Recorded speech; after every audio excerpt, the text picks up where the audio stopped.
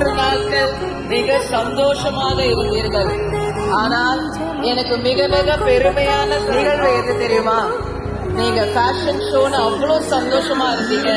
ஆனா இங்க இருக்கும் நம்ம உணவளிக்கும் தெய்வங்களையும் அந்த ஃபேஷன் ஷோல நீங்க நடக்க வச்சீங்க. அவர்களை நீங்கள் இங்கு கொண்டாந்தது எனக்கு மற்றற்ற மகிழ்ச்சி. மாணவர் சமுதாயமே, உங்களுக்கு உங்கள் பெற்றோர் இருக்கிறார்கள் உங்கள் தேவைகளை பார்த்துக் கொள்ள. ஆனால் அவர்கள் அவர் குடும்பத்துக்காக இங்கு உழைத்துக் கொண்டிருக்கிறார்கள். ஆதலால் நீங்கள் உணவு சாப்பிட்ட பின் அதை கீழே போடாதீர்கள். படித்தவன் கீழே போடுகிறான், படிக்க இயலாதவன் அதை எடுத்துக் கொண்டிருக்கிறான். ஆதலால் அவர்களும் நம்மளை போன்றவர்கள். அவர்களை பெருமைப்படுத்தலாமா?